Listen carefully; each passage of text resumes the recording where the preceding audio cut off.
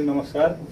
सञ्जालको वार्षिक उत्सव तेस्रो वर्ष पुरा भएर हामी चौथो वर्षमा प्रवेश गरेको अवसरमा थोरै हामीले यो हर्षोल्लासका साथ मनाउने कोसिस गरेका छौँ, केन्द्रित बालेर मात्रै भए पनि। यो सन्दर्भमा हामी 78 सालमा यही ठाउँमा बसेर, यही पेरिफेरीमा बसेर हामीले हाम्रो केही समय, केही लगानी, केही समय, केही मन सञ्जाल अथवा चाहिँ सामाजिक व्यक्तित्व भएर समाजका लागि अर्पणे विचार अठोटका साथ हामीले हाम्रो समय छुट्याएर हामी सङ्गठित भएका थियौँ। हामी त्यो सङ्गठनलाई नेपाल स्वयंसेवक सञ्जालको नामाकरण गरेका थियौँ। यो सन्दर्भमा हाम्रो माझ हाम्रा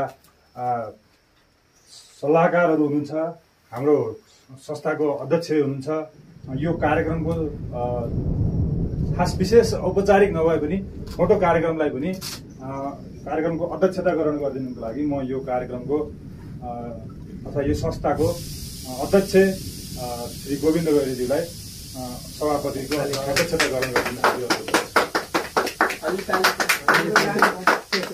साथै सल्लाहकार सदस्य हुनुहुन्छ नीलकण्ठ गैरे, उहाँलाई पनि म अतिथिको आसन ग्रहण गरिदिनु। त्यसै गरी सल्लाहकार सदस्य हुनुहुन्छ हाम्रो प्रेम पराजुलीजी, उहाँलाई पनि म अतिथिको आसन ग्रहण गरिदिनु हार्दिक अनुरोध गर्छु। त्यसै गरी यस संस्थाका उपाध्यक्ष हुनुहुन्छ रामु उषालजी, उहाँलाई पनि म अतिथिको आसन ग्रहण गरिदिनु अनुरोध गर्छु। साथै सम्पूर्ण सदस्यहरू र सम्पूर्ण शुभचिन्तकहरूप्रति म आफ्नो स्थानमा स्थानमा आसन ग्रहणको लागि हार्दिक अनुरोध गर्छु। यो सन्दर्भमा हामी भर्खरै मात्रै पनि हामीले ज्वलन्त रूपमा चाहिँ दुईवटा उदाहरणीय काम पनि भर्खरै मात्रै हामी सम्पन्न गरिरहेका छौँ।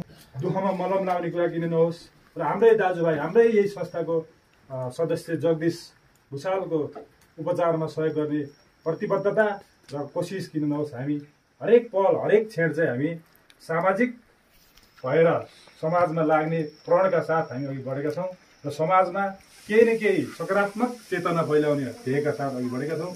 यो सन्दर्भमा प्रेम पराजुलीलाई आफ्नो केही मन्तव्यहरू राखिदिनुलाई हार्दिक अनुरोध गर्दछु। कार्यक्रम सञ्चालक एवं स्वयंसेवक सञ्जालका सचिव विनोद पराजुलीज्यू, आजको यस कार्यक्रमका औपचारिक कार्यक्रमका अध्यक्षज्यू, यस स्वयंसेवक सञ्जालका